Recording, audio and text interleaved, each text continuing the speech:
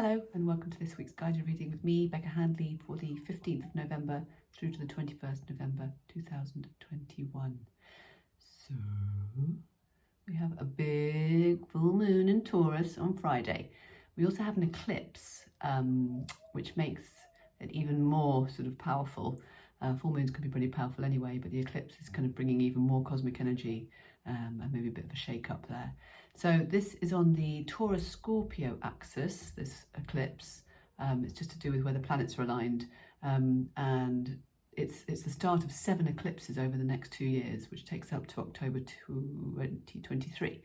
And from what I've been doing from my reading and my studying, this 2-year period is a new period of growth, spiritual growth, but also changes in your life. So it's quite an important one, and just be aware of what's coming up for you around the end of the week, because it's sort of the universe whispering to you about things that maybe need to change or shift, some new kind of ideas coming through. So let me just get my notes here and see what I found out. So it said, yeah, don't be scared about this eclipse season. It's all about accelerating what's already destined for you. So it's not like stuff's going to come out of nowhere and sideline you. This is all part of your destiny, and the kind of blueprint that you signed up to. So it's kind of an unfolding, but it can be a sort of an acceleration of that unfolding.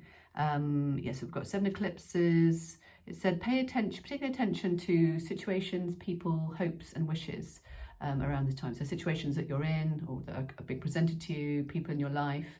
And again, I've talked about it in recent videos. It's really listening to what no longer serves us and starting to disconnect from that so that we can plug into the things that are serving us, because it's all about our energy.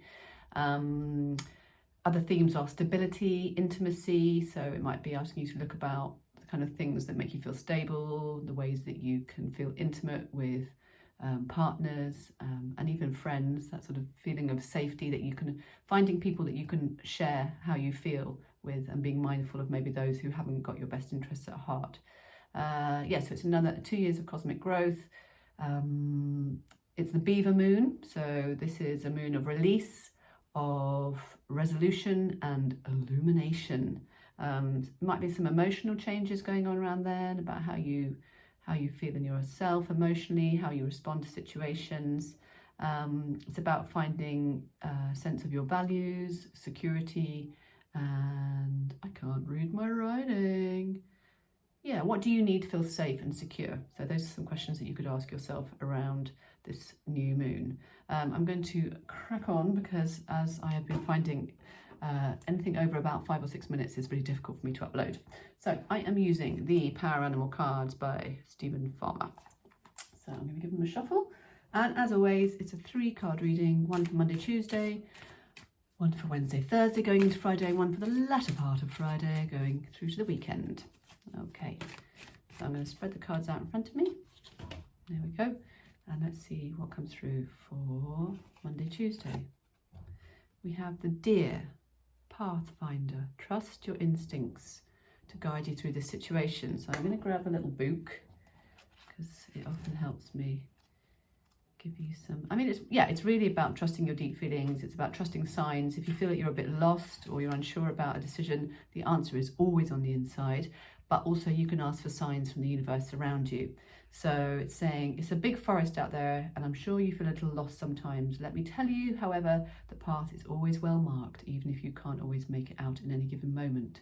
Come to your senses, literally. Stop thinking about it so much, or at least stop trying to figure out what to do or which way to go by analysis. Use your eyes, ears, nose to gather information, and then drop into the awareness of your gut, which is your seat of your instinctual self. So it's asking us, we're very taught particularly in sort of the Western world or developed countries, to really listen to this noggin, as it were. And there is actually so much more information and wisdom in our heart center, in our gut. Animals are very instinctive, and they know when danger's coming, and they kind of manage to shake off stress, whereas us humans, we can hang on to things. We're not very good at shaking stuff off. We build up the barriers because we have more of a sort of over-analytical ability to other animals, which is very important in many aspects of our life, and it makes us on one level sort of higher beings, not higher beings because animals are amazing, but that ability to sort of think in a higher way and to create things that animals can't.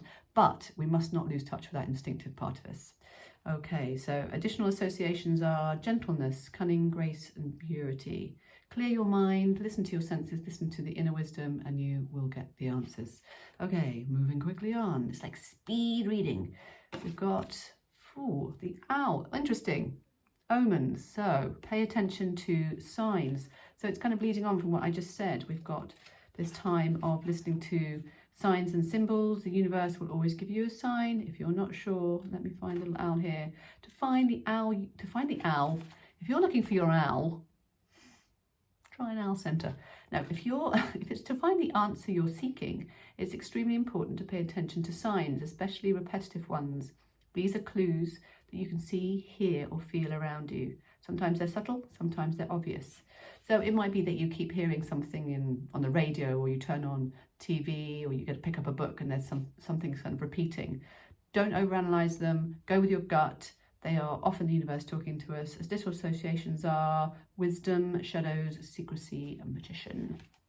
All right, and the last one, we have a little rabbit there. Fertility. So this is a beautiful card for going into the weekend. Your creativity is at a peak. The energies are supporting you. This full moon, this new moon rather, is really bringing lots of energy for us to harness. And then one of the ways we can harness this positive energy is through being creative, whether it's baking, singing, dancing, painting, gardening, love making. It's all creative. It's all making something. It's all using that energy in a positive way. So I think I'm going to have to draw this to a close because I'm looking at the time. But yes, enjoy the creativity of your life. Find things that give you energy. Find things that give passion. Don't be on your phone the whole time. That can be inspiring, but it can also, not really plug us in. We feel like we're plugged in, but we're not. So on that note, I will bid you a lovely week. Take care of yourselves, and thank you for joining me. See you next week.